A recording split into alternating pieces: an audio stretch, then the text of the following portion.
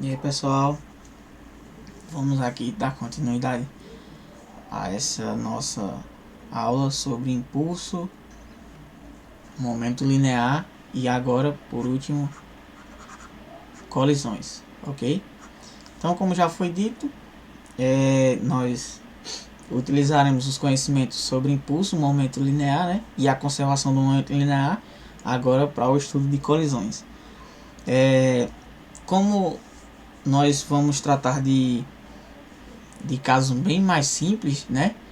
Vejam que nós estamos considerando somente casos unidimensionais, certo? Não temos casos em duas dimensões, porque seriam mais trabalhoso e, no entanto, nós procuramos apresentar apenas noções sobre esses conteúdos, ok? Então, as colisões, elas podem ser classificadas como perfeitamente elásticas, certo? Colisões ou choques, né? Como eu falei, algumas literaturas podem trazer esse nome, certo? Essa nomenclatura aqui, choques. Então, eles podem ser perfeitamente elásticos, perfeitamente inelásticos, certo? E temos ainda um termo aqui intermediário que é inelástico, certo? Ou parcialmente elástico, certo? Então, dependendo da literatura que você estiver utilizando, ele pode tratar um terceiro termo aqui, chamado de colisão inelástica ou parcialmente elástica, certo? Então, para todos os casos, né, eu botei aqui ambos, mas para todos os casos a gente tem que analisar a variação da energia cinética, né? O que é que está acontecendo com essa energia e com a quantidade de movimento para cada caso, ok? Então, o que vem a ser as colisões perfeitamente elásticas, certo? Se a energia cinética final é igual à energia cinética inicial, certo? Ó, veja, ó, energia cinética final é igual à energia cinética inicial, a colisão é chamada de choque ou colisão, né, perfeitamente elástica. Então veja que, como a gente falou, pela conservação, né, pela conservação do momento, certo? Vou colocar aqui só um momento, mas vocês lembram que é momento linear? Pela conservação de momento linear, o Q2 é igual ao Q1. Ou a gente pode falar que o Q, a quantidade de movimento depois, é igual à quantidade de movimento antes, certo? Depois que eu estou falando aqui em relação ao choque, certo? Em relação à colisão. Então, a quantidade de movimento depois da colisão é igual à quantidade de movimento antes da colisão. Isso aqui é conservação do momento linear, ok? Então, se nós temos que a energia, o momento é conservado e a energia cinética é igual, né? Se temos também que a energia cinética final ela é igual à energia cinética inicial, chamamos esse choque de perfeitamente elástico, certo? Onde temos isso? Nós temos que, por exemplo, temos uma bolinha aqui, ó, que se move com velocidade V1, certo? M1. E temos uma segunda massa 2, aqui uma bolinha 2 que está parada, certo? Então, esse aqui é o instante 1. Posteriormente, após a colisão, né? Vamos ter aqui, ó, que as duas colidem, certo? As duas bolinhas elas colidem aqui, ó, num instante.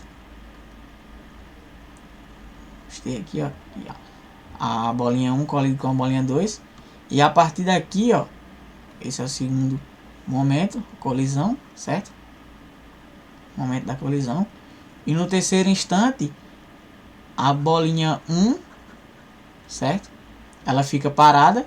E agora a bolinha 2 é que se movimenta com a velocidade V2, que é igual a V1.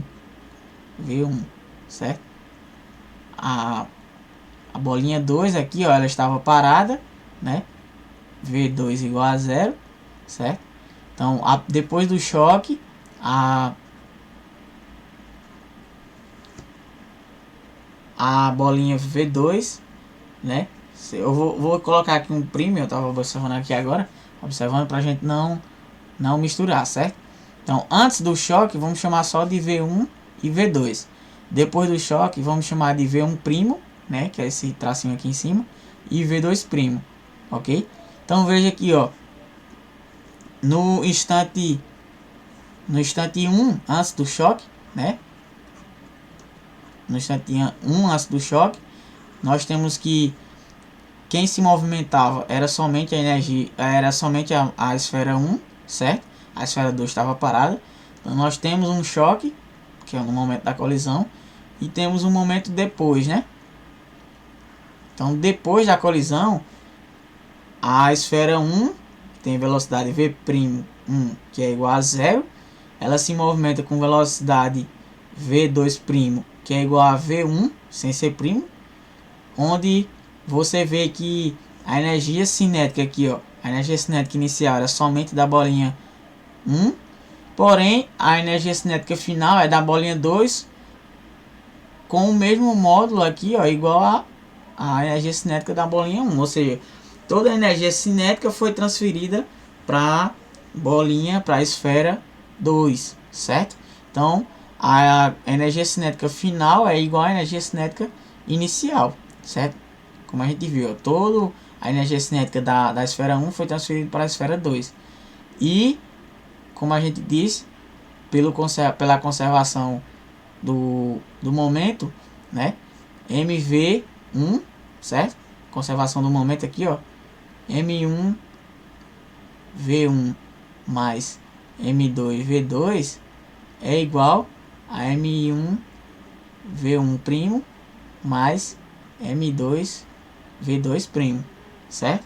Isso aqui eles são iguais, ok?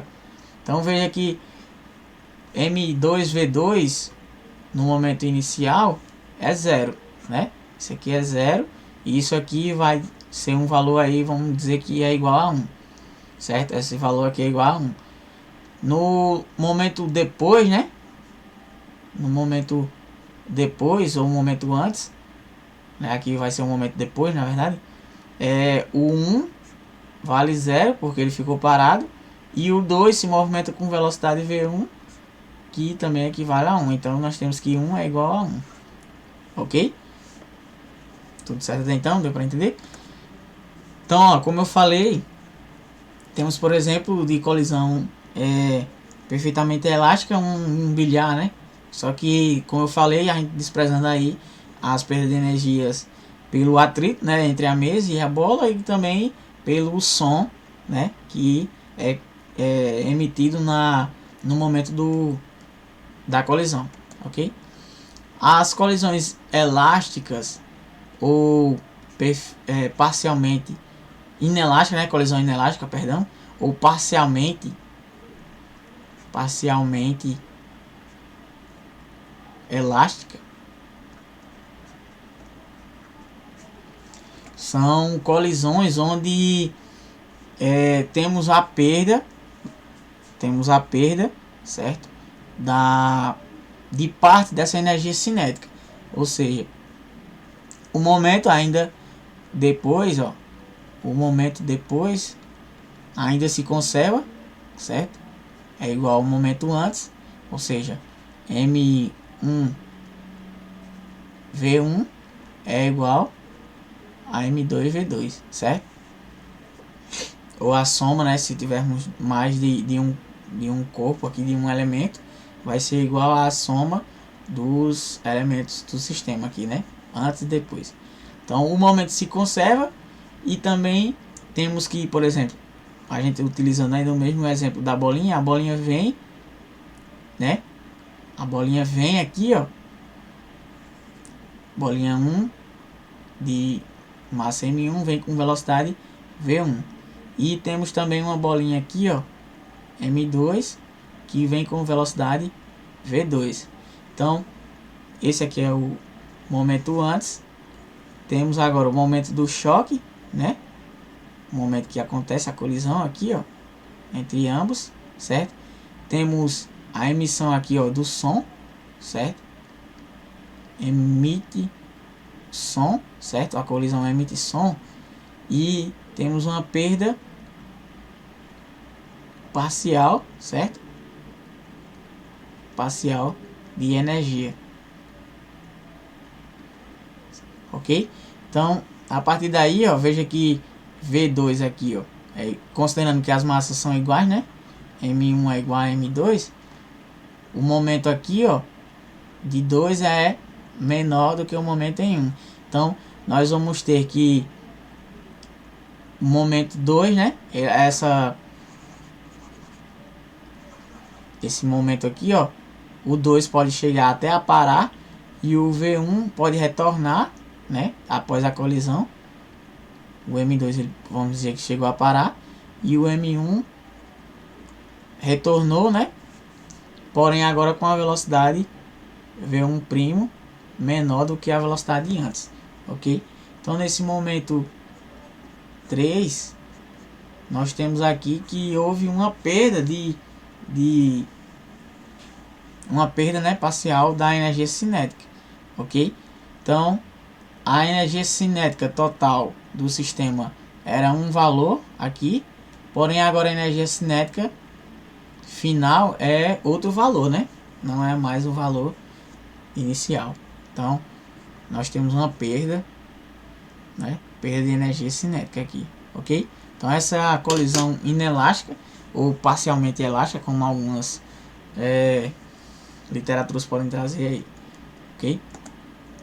Temos também a colisão perfeitamente inelástica, né? Que é o que? São os choques entre corpos que se deformam de tal maneira que permanecem unidos, né, após a colisão, né? Veja que, por exemplo, aqui, ó, esses corpos, além do som, eles sofrem uma pequena deformação aqui, ó, certo? Um pequeno choque aqui, depois do choque, né? Eles ficam com uma pequena deformação, certo? Porém, ainda apresentam energia e são repelidos, né? Eles colidem, porém eles não ficam grudados. E na colisão perfeitamente inelástica, os corpos ficam grudados, certo? Então, nesse momento aqui, nessa colisão, nós temos uma perda enorme, certo?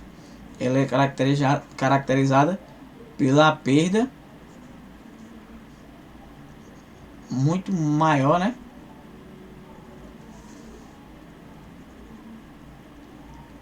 Muito maior que a colisão inelástica.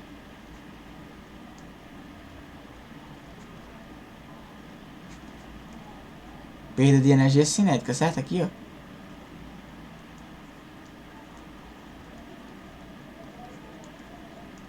Tem uma perda muito maior, ok? Uma perda bem maior que a colisão inelástica, ok? Então aqui, ó, por exemplo, nós podemos considerar um corpo, que é um corpo de prova, um elemento aqui onde é atirado contra ele um projétil aqui, né? E nós temos que esse corpo aqui estava parado, Mzão estava parado, e aqui é um Mzinho, né, do projétil que se movimenta com a velocidade Vzinho, ok? E esse aqui está parado. Então, após a colisão, esse aqui é um momento antes, né? Após a colisão, nós temos que o projétil ele fica incrustado aqui, certo? Ele fica incrustado aqui, ó, perfurou e ficou aqui incrustado no corpo de prova Mzão, certo? E após essa colisão, ambos se movimentam com uma velocidade, né? Agora aqui, ó, uma velocidade Vzão primo, certo? Se movimenta com uma velocidade Vzão primo, ok? Então veja que Esse aqui é o instante 3, que é depois, certo? Depois. Aqui é a colisão, o momento da colisão, certo? Esse aqui é antes. Então veja que aqui, ó, nós temos que a energia cinética do sistema é simplesmente a energia cinética do projétil, certo? Durante a colisão, os corpos eles vão se unir, né? E vão passar a se movimentar com a velocidade v', ok? Que agora é a soma das massas, certo? Então a energia cinética aqui, ó, nesse ponto, a energia cinética nesse ponto aqui vai ser a soma de mzinho mais mzão, certo? V' ao quadrado sobre 2, né? Pela definição que a gente viu de energia cinética. A energia cinética antes aqui, a energia cinética nesse ponto, vai ser somente a energia cinética do projétil, que é o mzinho, Vzinho ao quadrado sobre 2. Então veja que nós temos uma perda maior que o choque inelástico, né? A perda de energia cinética aqui é maior porque a massa é maior, certo? E os corpos eles ficam grudados, né? Então veja aqui, ó, como o enunciado diz que de tal maneira que os corpos eles ficam unidos após a colisão. Então nós chamamos esses tipos de choques ou colisões de perfeitamente inelástico. Então nós temos um extremo, né? O perfeitamente elástico é onde não temos nenhuma perda de energia, ok? Temos o elástico, que seria o centro, inelástico, perdão, ou parcialmente elástico, que seria a central, né? Que temos uma pequena perda de energia. E temos o outro extremo aqui, que seria os choques, as colisões perfeitamente inelásticas, certo? Onde teremos uma perda enorme de energia cinética, ok? Então, como vocês podem ver aí no exemplo, um exemplo bacana de colisão inelástica é um acidente de automóvel, onde os dois carros, né, eles ficam grudados e se movem com a velocidade, ambos agora com a velocidade igual, né? Por exemplo, se o carro, se esse carro aqui vermelho, deixa eu mudar aqui para o apontador, digamos que esse carro vermelho vinha com velocidade v e o carro amarelo estava parado. Após a colisão, né, ambos os carros, né, eles se tornam como se fosse uma única massa e eles começam a se mover com a velocidade igual, né? O conjunto agora se move igual, certo? Eles se movem juntos, ok? É um novo sistema, certo? Então, de posse desses dados, nós podemos fazer algumas análises também bem interessantes, certo? Seria o que? Através da análise sobre a energia cinética, certo? A perda de energia cinética, nós podemos associar um termo chamado de coeficiente de restituição, que é essa letrinha E, ok? Coeficiente de restituição, certo? Então, o que é esse coeficiente de restituição? É a fração, certo? Da velocidade relativa de afastamento, ou seja, a velocidade que temos depois da colisão, sobre a velocidade relativa de aproximação, ou seja, a velocidade antes da colisão. Então, quando nós fazemos essa fração aqui, essa divisão entre essas velocidades relativas, o que vem a ser uma velocidade relativa? Por exemplo, nós temos que a velocidade b menos a velocidade a sobre a velocidade de a de b, né, menos a velocidade de a, certo? Isso aqui é uma velocidade como se fosse uma velocidade relativa. Vamos chamar aqui de v', velocidade b', velocidade b a', ok? Então, quando nós temos essa divisão aqui, ó, velocidade relativa, ok? Lembra que velocidade de b, vb é a velocidade do corpo b, va, velocidade do corpo a, certo? Então, aí com essa subtração, a gente tem uma velocidade chamada velocidade relativa, certo? Então a velocidade relativa depois sobre a velocidade relativa antes, ok? Então fazendo essa divisão, nós podemos ter três coeficientes. O primeiro, né? O primeiro coeficiente é se esse coeficiente de restituição aqui for igual a 1. Ou seja, se nós temos o coeficiente de restituição igual a 1, é porque esse numerador é igual ao denominador. Ou seja, as velocidades, né, tanto de aproximação como de afastamento, elas são iguais. Essa divisão vai me dar igual a 1. Ou seja, a energia, né, a energia cinética depois, vou chamar assim, é igual à energia cinética antes, ok? O segundo caso é quando a energia, ou quando o coeficiente de restituição, ele é igual a zero, certo? Para isso,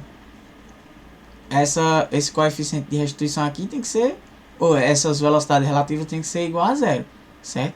Para esse coeficiente de restituição ser zero, essa divisão aqui tem que me dar um valor igual a zero. Quando é que isso acontece? Quando a energia cinética, certo?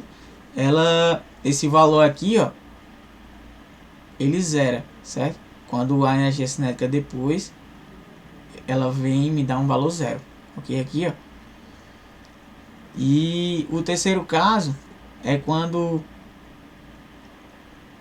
nós temos um valor entre zero, né, um coeficiente de restrição entre 0 e 1, que é quando a energia cinética aqui ela é igual, certo? Aqui ela é igual, aqui ela é zero, certo? A energia cinética aqui ela é zero, ou essa variação aqui é zero, certo? E no instante 3, certo? No instante 3,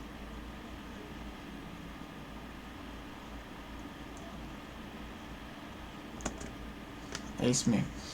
No instante 3 é quando temos um valor intermediário entre 0 e 1 desse coeficiente de restrição, certo? Ou seja, temos uma perda parcial da energia cinética. Essa aqui seria uma perda total, certo? Seria a perda total da energia cinética, ok? E essa aqui é uma perda parcial. Aqui é parcial e aqui é total, ok? Então, como a gente já viu os três tipos também de colisão, nessa primeira aqui em que as energias cinéticas são iguais, certo? E o coeficiente é igual a 1, né? O coeficiente de restituição é igual a 1. Nós temos uma colisão elástica, certo? Por quê? Porque a energia cinética é igual. Como nós temos uma perda total, ou o coeficiente de restituição é igual a zero, certo? Toda a energia cinética é perdida, né? Ou consideramos assim. Então nós temos uma colisão aqui é perfeitamente elástica. Nesse caso aqui é uma colisão perfeitamente inelástica, certo? Inelástica. E nesse caso aqui nós temos uma colisão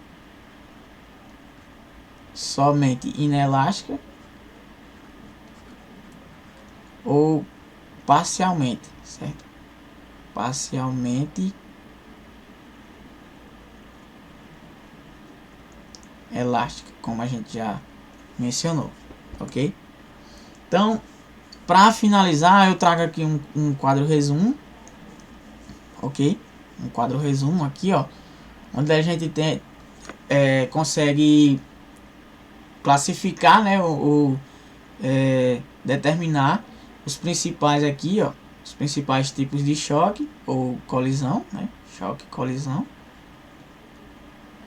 dependendo da literatura, como eu falei. O coeficiente de restituição, ok? A energia do sistema e a quantidade de movimento do sistema. Veja que a quantidade de movimento ela se conserva, ok? Ela é constante para os três casos. A quantidade de movimento sempre vai ser igual, ela sempre se conserva. Porém, a energia ela varia de acordo com o tipo de choque. Por exemplo, o choque perfeitamente inelástico, a gente viu que é um choque onde temos a máxima dissipação de energia, certo? Então o coeficiente ele vai ser zero, ok? Porque nessa velocidade relativa aqui podemos ter um valor negativo, certo? Podemos ter que a velocidade aqui é negativa, certo? E temos um valor negativo, por exemplo, e aí o coeficiente de restrição seria zero, certo? E aí nós consideramos que há uma máxima dissipação de energia, ok? Energia cinética, certo? No choque parcialmente elástico ou somente inelástico,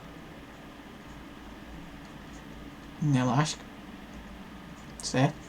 Nós temos que esse valor do coeficiente de restrição está entre 0 e 1, ok? Então há uma dissipação parcial da energia, certo? Energia cinética. Energia cinética, ok? E no choque perfeitamente elástico, esse coeficiente de restrição é igual a 1, porque há a conservação de energia cinética, ou seja, a energia, como eu falei, a energia cinética antes é igual à energia cinética depois, ok? Nessa perda aqui, a energia cinética é menor, ok? E essa aqui, onde a dissipação é máxima, a energia cinética, por exemplo, vai a zero, certo? Tá ok? Então, ficamos por aqui. Chegamos ao final dessas aulas, certo? Qualquer coisa podem entrar em contato, ok? Com o professor Bruno ou comigo, também pelo e-mail, pelo WhatsApp, ok? Para tirar dúvidas. E eu espero que vocês possam acompanhar, né? Ficou de uma forma bem corrida, que a gente tentou abordar somente os pontos mais interessantes, né? Fazer um resumo bem bacana do nosso conteúdo, até porque com essas aulas remotas, né, nessa nossa situação, né, nesse quadro de pandemia, temos que trabalhar de uma forma bem específica, né, com quadros de horário de funcionamento bem delimitado. Então, o que tentamos fazer aqui é trazer somente algumas ideias de cada conteúdo, ok? Então, quem tiver mais interesse pode estar procurando se aprofundar nos assuntos ou busca a gente, que a gente também orienta vocês para encontrarem material também para estar estudando aí de uma forma mais aprofundada, ok, pessoal? Então, eu espero que vocês tenham gostado e é isso aí, até a próxima. Tchau, tchau.